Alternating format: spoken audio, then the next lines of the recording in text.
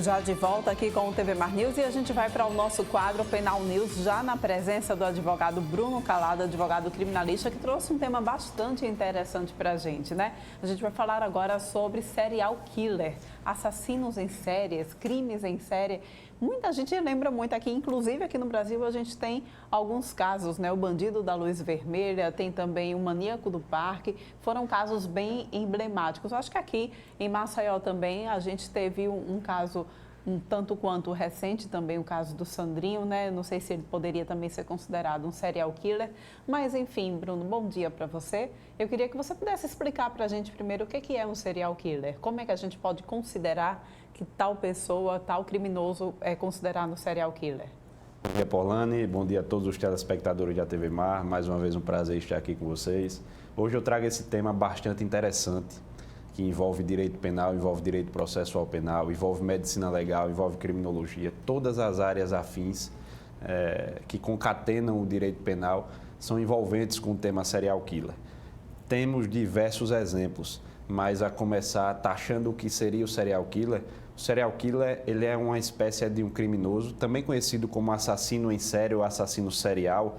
O serial killer, ele é uma espécie de criminoso com alguma patologia mental, alguma personalidade esquizoide, com alguma deficiência psíquica, certo? Que age cometendo crimes em frequências. Essas frequências não necessariamente precisa ter um regramento temporal. Essa frequência ela pode ser ou de dias, ou de semanas, meses ou anos, mas desde que haja uma frequência e desde que haja também, geralmente, há também o mesmo modus operandi. Modus operandi é uma expressão em latim que significa modo de agir, modo de operar, modo de executar. Então, a característica bem peculiar do serial killer, do assassino em série, é a uniformidade desse modus operandi. É como se fosse o ato de ferrar um boi, de ferrar uma vaca. É a mesma coisa que o serial killer age. Ele deixa aquela característica criminal, ele deixa aquele estigma. Seria uma assinatura do crime. Uma assinatura do crime, exatamente. Ele age em conformidade naqueles crimes. Existem assassinos em série que agem cometendo homicídios e arranca o coração, arranca algum órgão da vítima para deixar ali a sua marca. De repente até mastiga. Tem assassinos em série, existe serial killer que mastiga o órgão e depois joga ao lado da vítima como uma vingança ou como uma perversão a mais. Então o serial killer é esse criminoso, quanto mais, que age em frequência, mas que é caracterizado pelo distúrbio mental, pela personalidade esquizoide, por essa perversão. Pois é, como você já bem citou aí, todo serial killer, ele tem algum problema mental realmente que ele tem por regra algum problema mental? Isso. O serial killer ele é um psicopata. Ele é um ser bipolar, ele é um ser multifacetado, tem várias facetas. O serial killer ele pode estar no meio da sociedade sem que seja percebido. Geralmente o serial killer ele transcende uma personalidade de uma pessoa gentil, de uma pessoa prestativa, de uma pessoa que sabe viver no meio social, mas que demonstra a sua verdadeira face, a sua verdadeira personalidade, tão somente às suas vítimas. Então, geralmente é aquela pessoa que se propõe a ser um cavalheiro, a estar ali, segurar uma bolsa de uma mulher, de ajudar, de dar passagem num elevador, de ter esse comportamento gentil, esse comportamento humilde, esse comportamento social, mas que por trás demonstra a sua verdadeira perversão às suas vítimas. Um serial killer, Bruno, ele sempre culmina os seus atos, os seus crimes com um assassinato? Não. Os crimes cometidos pelo serial killer, o serial killer ele é um infrator constante. Ele é um infrator que comete reiteradas infrações de forma frequente. Não necessariamente o homicídio. Claro, temos os mais famosos assassinos em série são os homicidas, né? São os que cometem homicídios frequentes. Mas existem tantos outros crimes cometidos por assassinos em série que o taxam como tal, que o taxam como serial killer. O crime de estupro, até o crime de assalto. Temos aqui famosos exemplos de assaltantes que se taxaram como serial killer. Como foi o caso do bandido da luz vermelha? Isso, o caso do bandido da luz vermelha, exatamente. Exatamente. E aí, existe alguma relação entre o passado desses criminosos com os delitos cometidos por eles? Sim. existe uma relação direta e indireta. Geralmente, o serial killer também é um outro perfil. Inclusive, existem estudiosos de personalidades psiquiatras, psicólogos mesmo, que estudam a personalidade do serial killer e acham até características em comum. Geralmente, um homem jovem, da raça branca, que tem tendência criminosa para mulheres. Mulheres geralmente são as vítimas dos assassinos em série e que já cometeram seus crimes antes dos 30 anos. São características mais comuns entre os assassinos em série.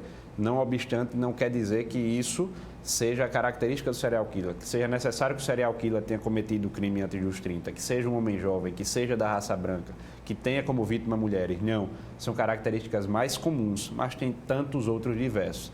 Mas essa relação com o passado é uma relação que existe, é uma relação que prevalece.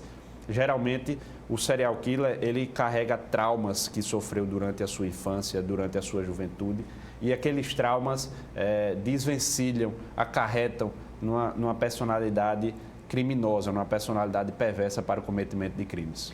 E é um assunto, Bruno, esse que você tem trazido hoje, esse é um assunto que permeia muito, mexe muito com o imaginário das pessoas, né? Tanto que nós temos tantos filmes baseados na vida de serial killers que a gente já conhece a nível mundial, não é isso? Sim, com certeza. O serial killer, ele é uma personalidade, inclusive, assim, é algo que causa muito repúdio, que causa muito distanciamento, né? Mas é um estudo interessante, porque você mexe muito com a criminologia. A criminologia é essa ciência que estuda o crime, que estuda o criminoso, juntamente concatenada com a vitimologia, que estuda a vítima também. Então, o serial killer é algo interessante para, por exemplo, temos filmes, temos séries com assassinos em série que chamam a atenção, contando a narrativa dos cometimentos dos crimes dele, né? Exatamente. E aí a gente tem também alguns exemplos de assassinos em série aqui no Brasil. Eu queria que você pudesse citar algum deles. Isso, temos vários exemplos, não só no Brasil como no mundo, mas trazendo exemplos aqui do Brasil, nós temos o Bandido da Luz Vermelha, que fora falado aqui anteriormente. O Bandido da Luz Vermelha é um exemplo de serial killer que não tinha o homicídio como crime principal. O Bandido da Luz Vermelha, ele agia em assaltos. Ele foi condenado por 4 homicídios, mas por 77 assaltos. E a mania, o modus operandi do Bandido da Luz Vermelha era agir durante a madrugada. Então, ele agia durante a madrugada, adentrando nas residências.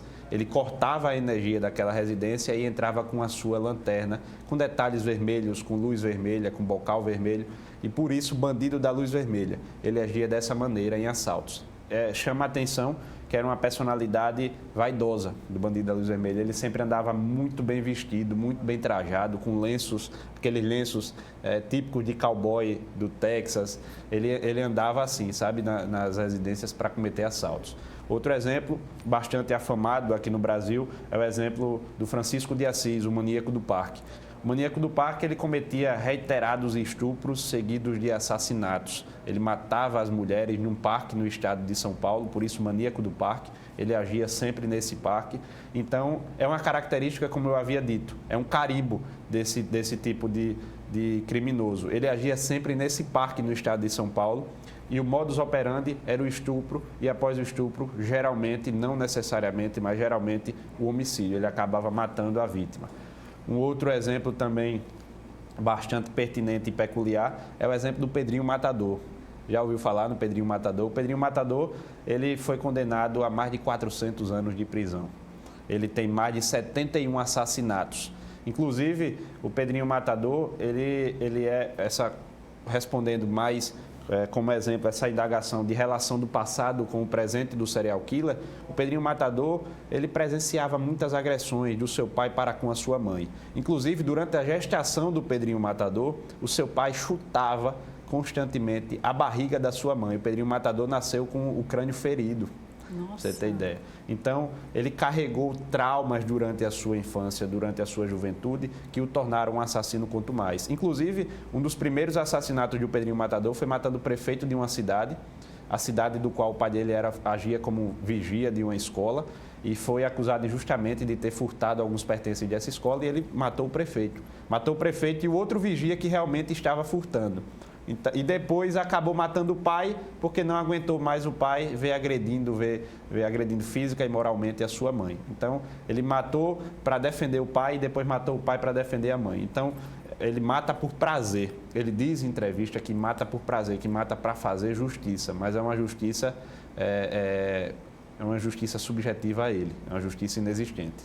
Bruno, a gente vai encerrando aqui o nosso Penal News. Eu quero que você continue aqui com a gente para a gente encerrar o programa com poesia. Pode ser? Certo, vamos sim. Porque agora a gente vai chamar ao vivo, né? Os meninos já estão posicionados, trazendo informações para a gente sobre mais um protesto que acontece também nessa manhã, dessa vez os policiais civis. Muito bom dia mais uma vez para você, Viderlan. Quais são as informações que você traz aí para a gente? Paulane, o processo aqui é o seguinte: nós estamos no centro de Maceió, na porta do Palácio dos Martírios, o Palácio do Governo, para trazer um pouco mais de informação diante da insatisfação dos servidores e do sindicato, Sindipol, Sindicato dos Policiais Civis de Alagoas, que esperam há mais de 200 dias está cobrando a conclusão das negociações para a valorização dos policiais. Esse dia que completa 200 dias em que negociações já foram tentadas, reuniões também, mas até o presente momento nada foi colocado. Tem toda uma reunião já feita, alguns dos servidores, alguns policiais aqui, membros do Sindipol, aqui reunidos nesse momento. Esse bolo aqui, minha querida Paulane Santos, que mostra, tem aqui dizendo: governador, conclua a negociação.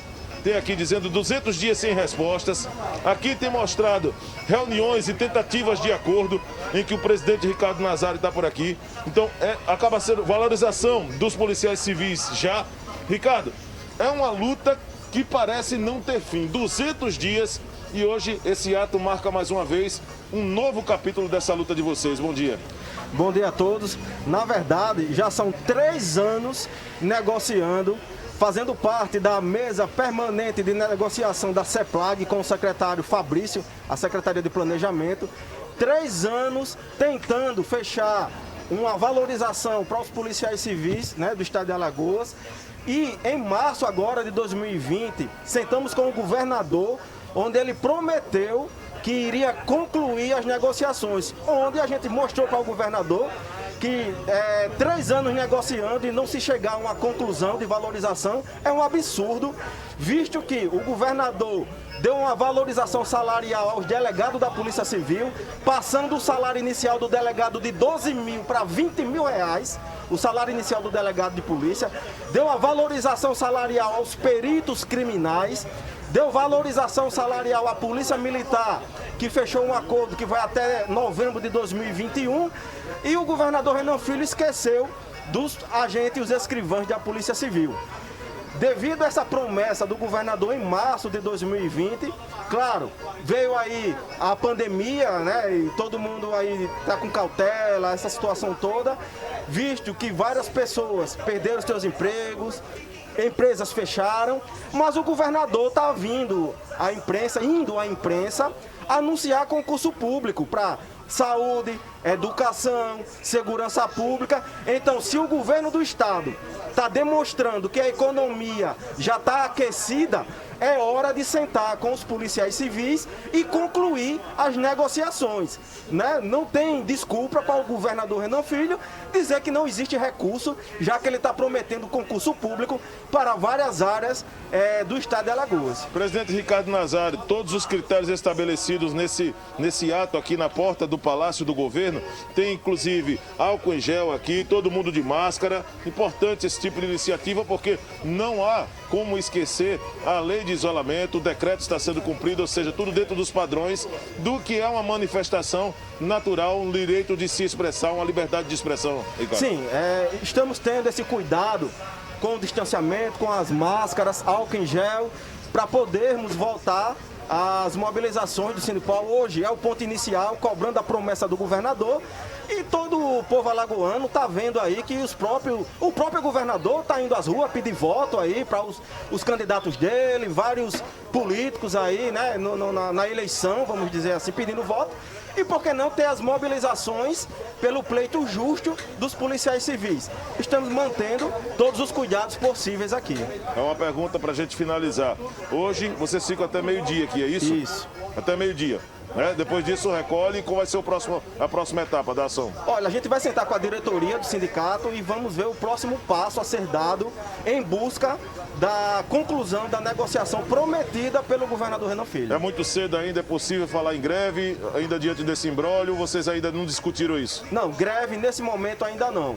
Vamos tentar exaurir, né, a tentativa da reunião com o governador. Caso não aconteça, provavelmente daqui a 20, no máximo 30 dias, a gente pode sim fazer uma paralisação. Tá certo, então um abraço para você, Ricardo, os parabéns. O parabéns é agora. Vamos lá, pessoal. Parabéns pra você. Governador, cumpra a promessa. Governador, acreditamos que o senhor vai concluir a negociação. Isso aqui é um repúdio à sua promessa que não foi cumprida, governador Renan Filho. Ponha a valorização dos agentes escrivães da Polícia Civil do Estado de Alagoas. Isso aqui, ó, é um repúdio ao seu ato de não cumprir a promessa. Imagem de Chico Nogueira. Segue você, Porlane, no comando final do TV Mar News. Fica aí o registro, né, de mais um protesto realizado pelos policiais civis aqui do nosso estado. E agora sim a gente volta mais uma vez aqui com o Bruno Calado, que vai recitar a poesia para a gente poder encerrar o nosso programa de forma mais amena, né? Isso. Traz para a gente então a poesia. Qual o tema da poesia dessa Isso, é para atenuar aqui a gravidade dos assuntos, né, desse quadro que a gente tanto gosta, mas eu sempre trago essa poesia para atenuar, para fazer um desfecho mais leve. E hoje eu trouxe uma poesia que eu já havia feito há algum tempo, havia feito em abril desse ano, e ela se chama Solidão. E ela diz assim: em algum momento já passamos por ela, já sentimos aquela angústia que paralisa e congela. Venho agora a falar da solidão, daquela que é capaz de tirar o ar do pulmão. Por quantas vezes não queremos alguém por perto para tornar habitado o que soa como um deserto? É sentimento ruim que leva à depressão e para o emocional se faz um grande vilão. Se sente só quem não tem amizade, há também para quem sente saudade. Família, amigos e alguém para amar são três coisas importantes para a solidão afastar. Para combatê-la tem que ser forte, bom da cabeça, ter equilíbrio e fé para que não enlouqueça. É saber amar e saber ser amado, é sempre lembrar para também ser lembrado. De perto ou de longe as coisas podem acontecer, basta traçar o bom e saber escolher. Sempre digo, a vida é curta e jamais pausada. Faça por você e pelo outro, não custa nada. Muito bem, mais uma vez obrigada pela tua participação aqui no TV Mar News, e a gente vai encerrando então o nosso programa na manhã de hoje, mas a gente volta a se encontrar amanhã às 8h30 aqui no teu canal 525 da NET. Muito obrigada pela tua companhia, até lá, vamos lá subir as letrinhas comigo, sobem as letrinhas.